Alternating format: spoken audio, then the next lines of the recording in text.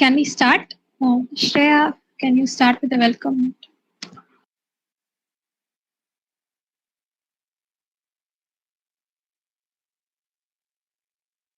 Yeah, we can start.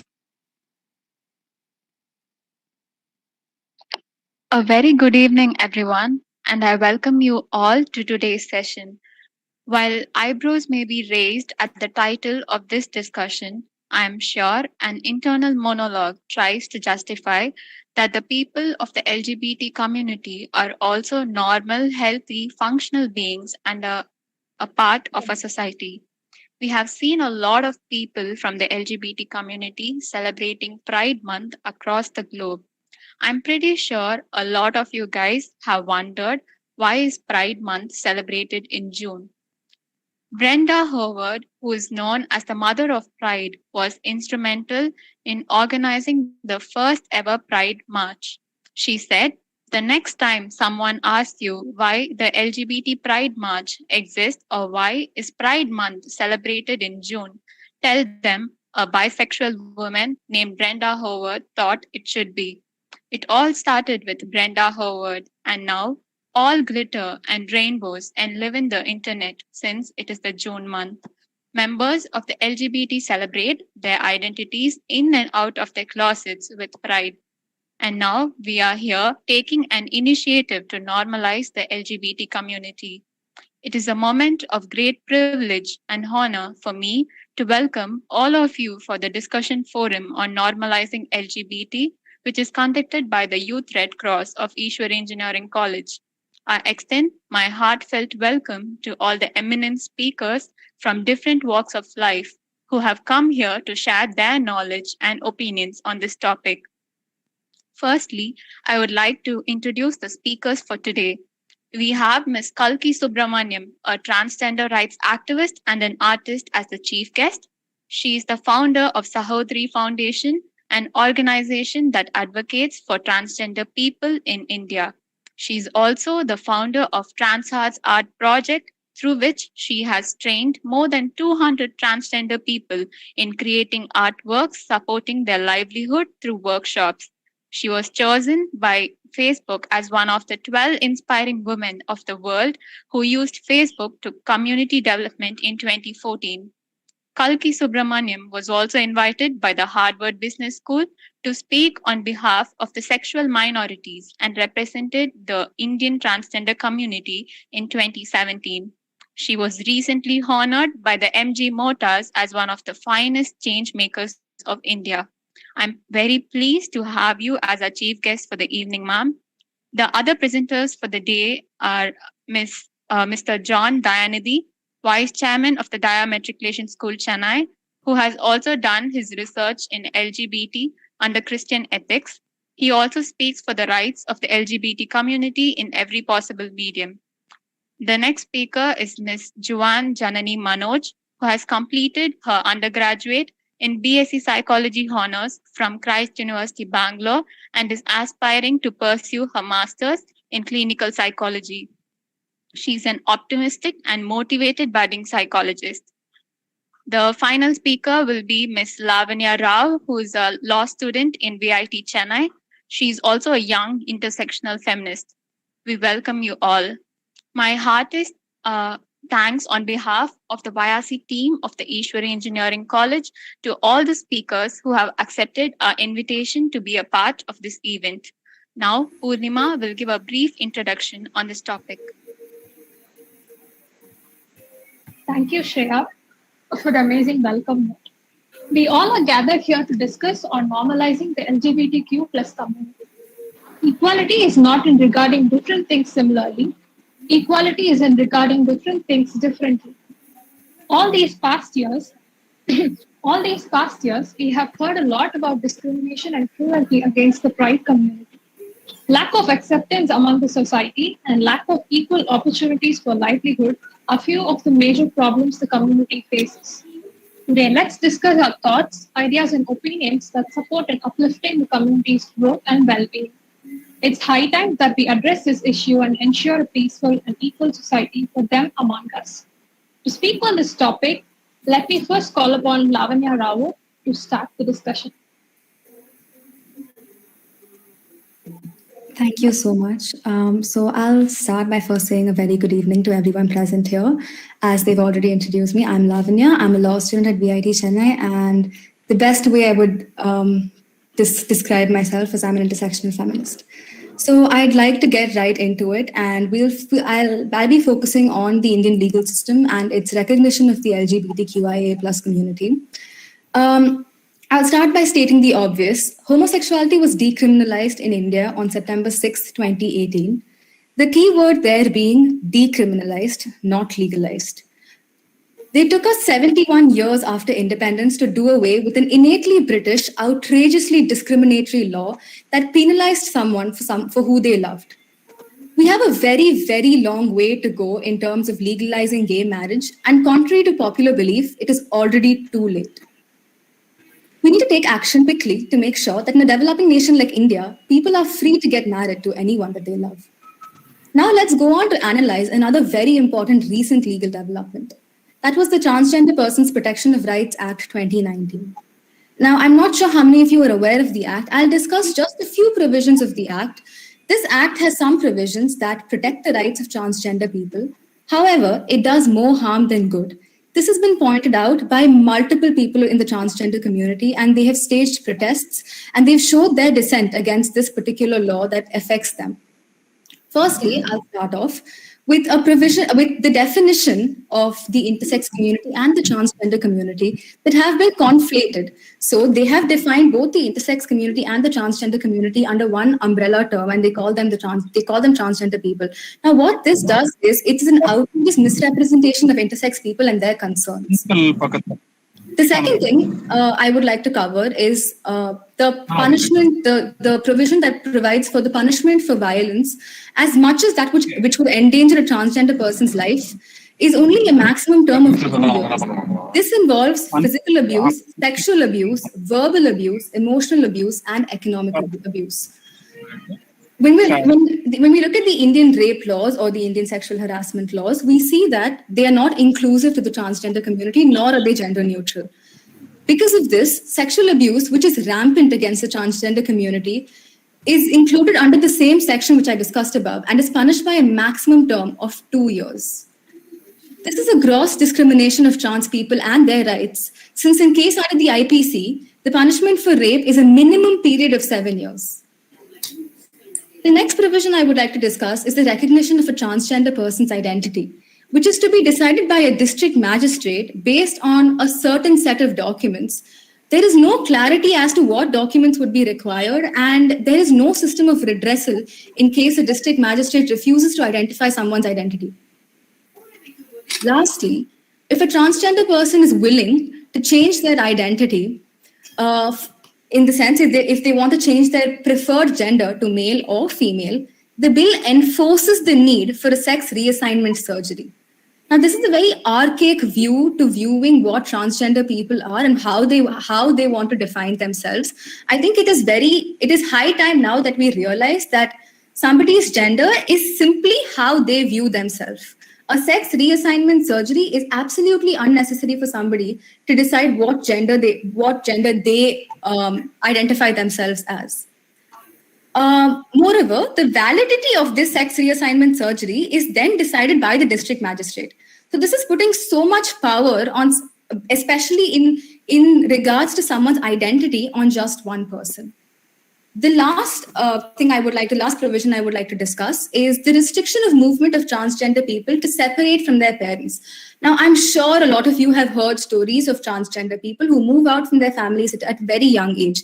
Now, though we understand that obviously Indian parents or Indian families being not conducive to accepting their children's identity is an extremely problematic issue. We should encourage more parents to accept their children's identity. We must also understand the reality of the situation, that is, many transgender youth face abuse, violence, discrimination, and things like corrective therapy when they live at home. It is extremely essential that these young people are able to move out of their house without the need of a court to validate that. According to this provision, a competent court leaves a youth is only allowed to leave their house through an order of a competent court. This leaves more transgender youth vulnerable to abuse, violence, discrimination, and harassment in their own homes. This also takes away the freedom for them to move and have a chosen family. Now, I'm not sure how many of you know this, but I'm sure it's common knowledge that transgender people move out, they start living with people from the community, they have a chosen family, they have a community that accepts them, that loves them for who they are, and with they together with those people start to establish a life for themselves, with a family for themselves that they have chosen. This provision takes away that freedom that a youth has. And according to this provision, even if a competent court decides that a transgender youth is able to move out of their house, they are then placed in rehabilitation homes. Right? So then now I think it's now safe. After we've discussed all of this, I think it is now safe to conclude that our legal system is not really inclusive or accommodating towards the LGBTQIA plus community. The only way forward for having laws that are inclusive and beneficial to the community would be for the legal fraternity to educate themselves on the community. The best way to do this would obviously to hold conversation with the members of the community and listen to them on what issues they're facing. Now, I, speaking as an ally, am only amplifying the voices of people from the community, right? All these complaints against all these laws were raised by members of the community because they are the best judge to decide if an act is actually beneficial for them or if it isn't. They are the ones who know their problems the best, and they are the ones who know if an act is beneficial to them or if it isn't. The best way forward is to hold conversation with members of the community and to make sure that we are talking to them before we're implementing laws or acts that we think are beneficial for them. The next thing is that all this must happen at a faster pace than it is right now. I've heard this going around saying that, we've just decriminalized homosexuality. It will take time for us to, legalize gay marriage. We do not have that time. Why we don't have that time is because every day, thousands, if not lakhs of queer Indians have to go without basic human rights. This is not just about who they get married to. It is a part of their identity, right? Even when we're talking about lesbian, gay, bisexual, pansexual, asexual individuals, we're talking about them not being able to express, not being able to fully express their identity. And LGBTQIA plus rights are an absolute need of the moment, and we must all put effort to put pressure on governmental institutions and the legal fraternity to make sure our laws allow for the queer youth in India to live without having their fundamental human rights stripped away from them. I think I'll finish it here. I'm sorry if I took too much time, but I just want to conclude by saying that it's very, very important that all of us have, I think this is such a wonderful forum because all of us are having a conversation, and I think conversation is the best place to start, because when we start talking about things, more people start talking about it, and then more people get involved, and that is how change starts. Change starts through people talking and then more people getting involved in the conversation. Thank you so much. Thank you so much, Lavanya. Your views were very bold and on point. And now let's have Juanne, Jananee, Manoj discuss her views. Thank you.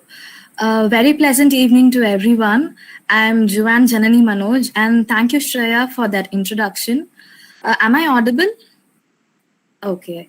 Barack Obama, former American president, once said, "When people are treated as equal, no matter who they are or whom they love, we are all more free." Today, the pride community is often denied of this equality in the society.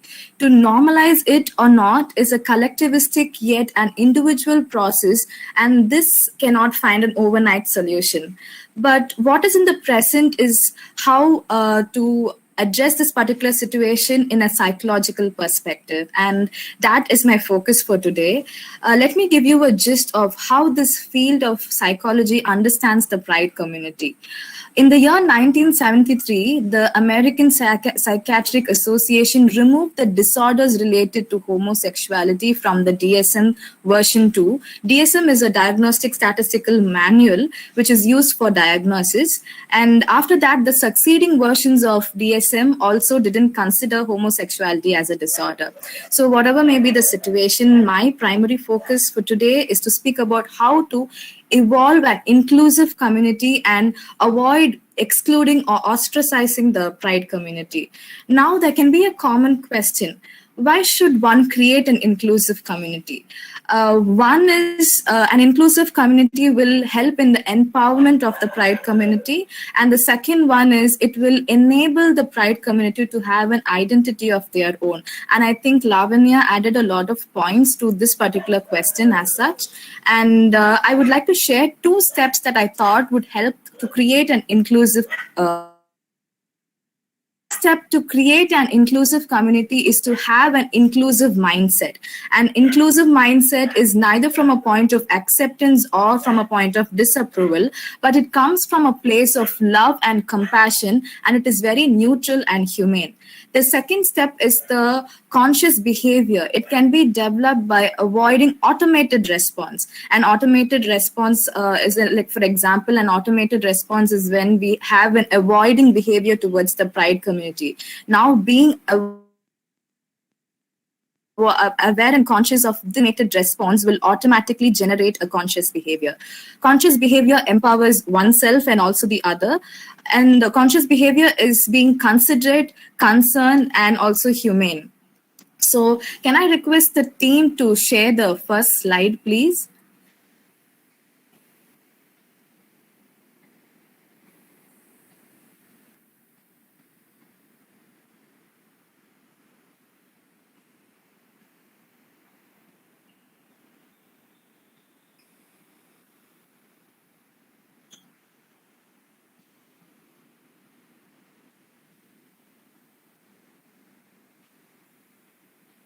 Can you please wait for a second? We'll be sharing. Yeah, sure.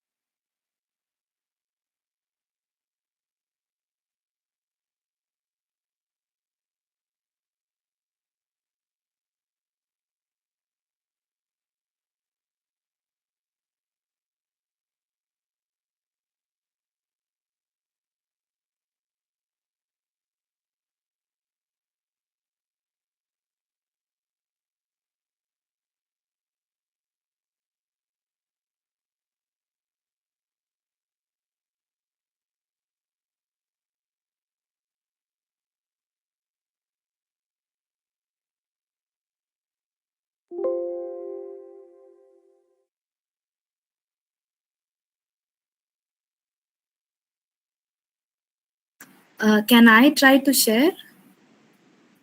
Yeah, sure. It's taking time to share from our side. Yeah, I'll try.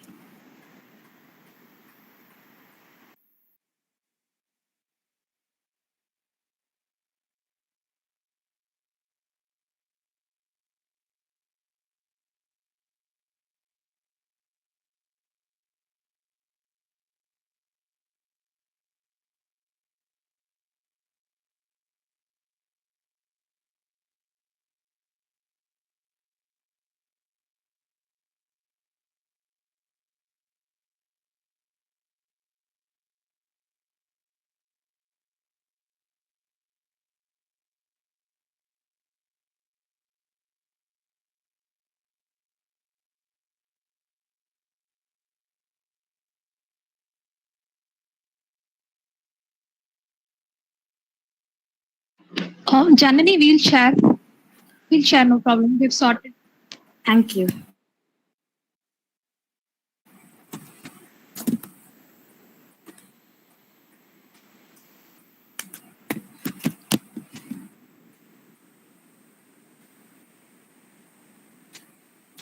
Thank you.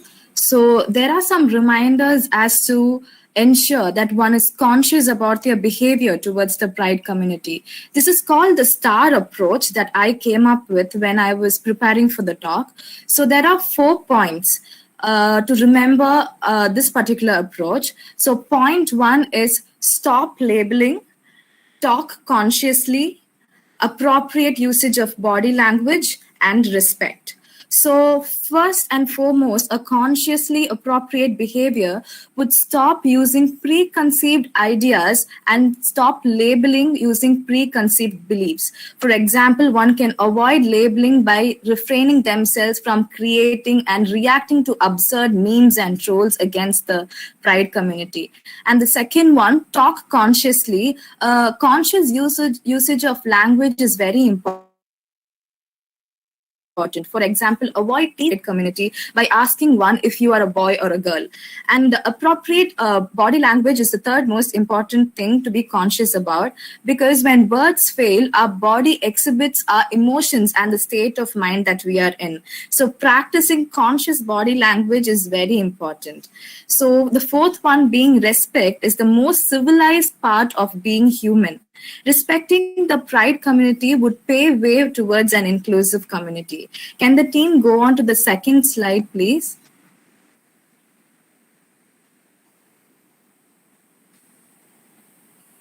Thank you. As humanity, let's move towards a star approach. Can you all join with me to do this action so that these points will remain in our mind? Yes? Okay, so even if your video is off, it's fine. Just do this action with me. So S for stop labeling. T for talk consciously. A for appropriate use of body language. And R for respect.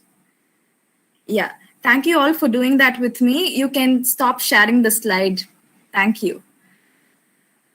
On a concluding note, I believe that these points would help us to be neutral towards this pride community without judgment and with balance. Let's march towards an inclusive society for all our beautiful shades of nature. Thank you. Thank you so much, Jananee. Your views were very informative. Now I call upon John Dhayanithi to share his views. Hi all. First of all, a very good evening, and my biggest thanks to YRC and the organizers, Shreya, Purnima, and Jennifer, for having me here. And so I would keep, as short as possible, because the previous, Lavanya and Jananee, what they spoke was really eye-opening, and we learned a lot of things. I mean, I really appreciate their efforts and whatever they're doing. So I brought three points. I mean, whatever I face. If you ask me, before 2017, I was a very conservative person, and I wasn't a feminist. I wasn't voicing out for transgender rights, and I was lashing them out in all possible ways. In my sermons, whatever the talks that I speak, I was lashing them out in every possible way. When I started studying theology, and when I started learning ethics, that's where my change started. And I did my research in LGBTQ. I mean, about them. And when I started doing that, all my things changed, and my thought process, my perspective changed. So what I found out was, moving out with people. What I found out was the religion and culture dictates our lives. Every walk of our lives, religion and culture dictates. So the problem here is, so when religion, it asks someone to do this, not do this. If you take it out of religion, it doesn't make any. It doesn't even matter. So religion and culture dictates our lives. So is there any answer for transgender rights or something like that? No, there are no things in what the religion and culture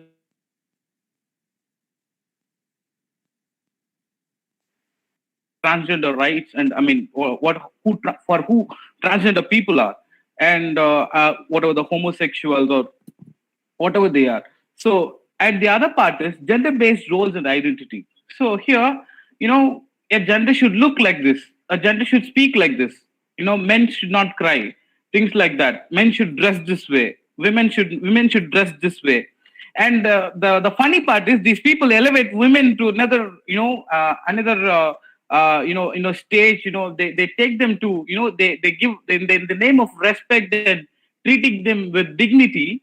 They impose all sorts of, slavery and all sorts of, they make sure that, women don't, women are not free in that sense. So all these things, what happens is it doesn't, this corresponds to all these, crimes and issues against the LGBTQ people. So and the next thing that I have is, let's break the chain. So let's speak out in our circles. For example, I was playing with my friends on that day, and these people, call out numbers, right? 1, 2, 3, 4, 5, 6, 7, 8, and when it comes 9, they call out a person who looks like somewhat like, differently. So I said, no, you cannot do this. Simple things like that in our community, in our place, it changes a lot. The problem here is more than people being learned, people learning how to treat and accept people. All our movies and all our previous, if you take the 70s to 90s, something like movies and things like that, you will find lots of jokes on transgender people. So all these things, correspond to the abuse or to the ill treatment of the LGBTQ people. So wherever we are placed at, let's make a change. Let's make sure that this doesn't happen. So it's a literal battle, as Lavanya said. It's like a literal battle. The best thing that we can do is we can educate our community. We can educate our kids to be themselves, just to be themselves. That's just the way they are. So I think change starts from that. So I would like to finish my talk with a song that I wrote recently. So thank you.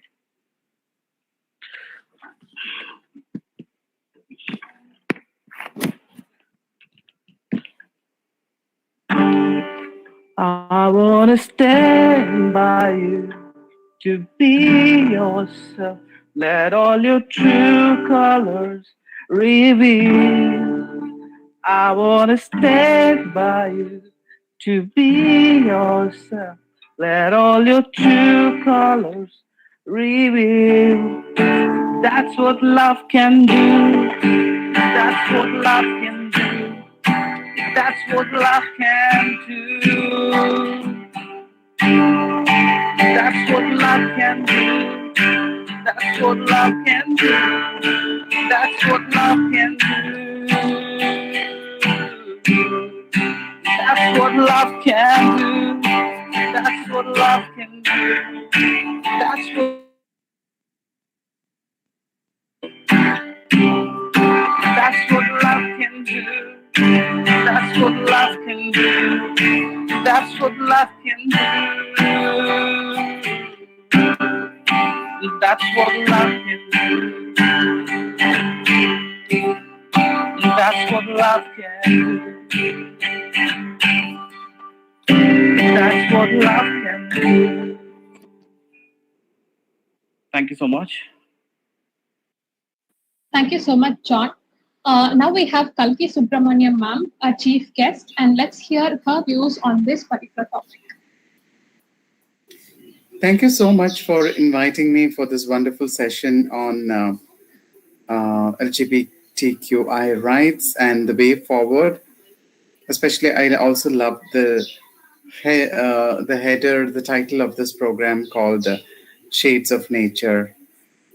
And I'm actually very elated and taken away by the enthusiasm you have all been showing as allies, as supporters of LGBTQI rights.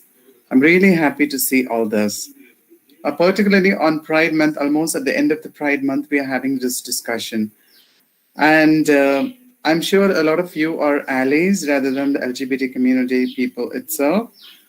That is what makes me so happy, the kind of support that we receive from non-LGBTQI, from the allies, our friends, supporters, people who believe in human rights, people who believe in LGBTQI rights. This is what is transformation. This is what we want. We want people to stand by us, people to stand by me. Only that gives more power, that gives more strength, that gives the community more vigor to fight. Yeah. Each and every one of you presented with much information very deeply, right from the first speaker to the last speaker. Everyone was wonderful. And John, your music was really, really nice. I really enjoyed your music. And talking about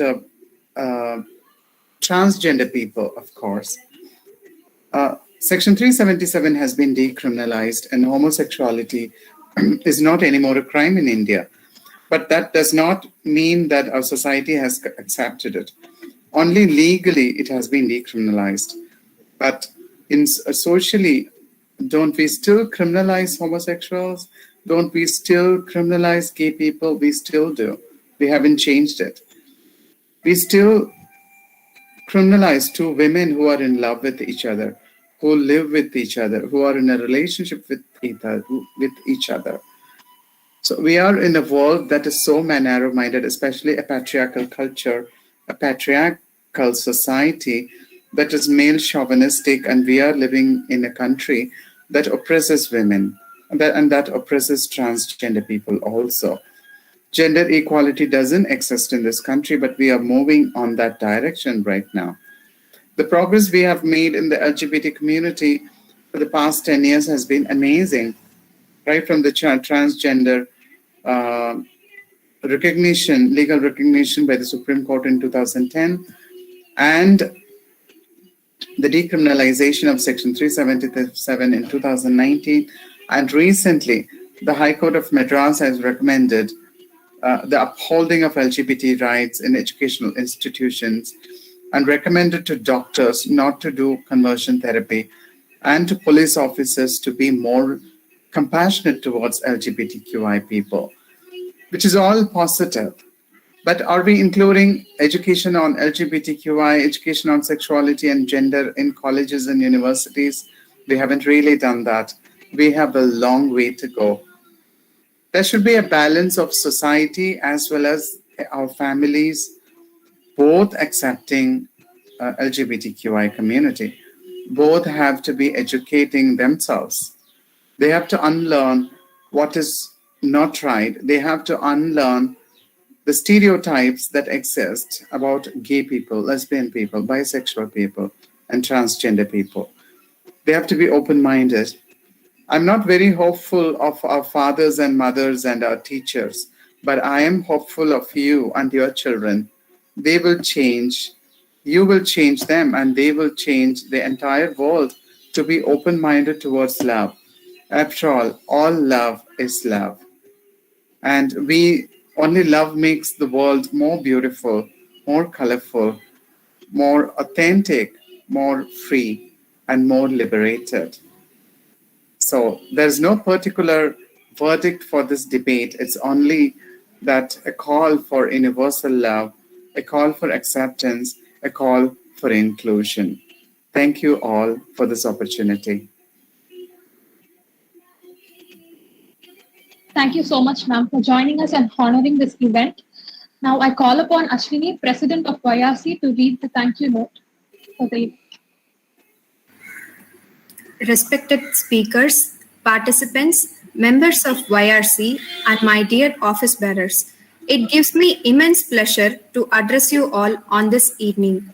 On behalf of Youth Red Cross Club of Ishwari Engineering College, I extend my vote of thanks to all the speakers and Ms. Kalki Subramaniam ma'am for gracing your time and sharing your findings and opinions with us today. An event like this cannot happen overnight. It requires planning, execution, and teamwork. We have been fortunate enough to be backed up by a team of very motivated and dedicated colleagues of the YRCEEC team. Also, I would like to thank all the participants for sparing your valuable time on this Sunday evening to attend the discussion forum. I thank our college management and our coordinator, Ms. Manjula ma'am, who have been a motivator and constant support for us. Thank you so much, ma'am. So I thank all the speakers once again for joining us today. You're welcome.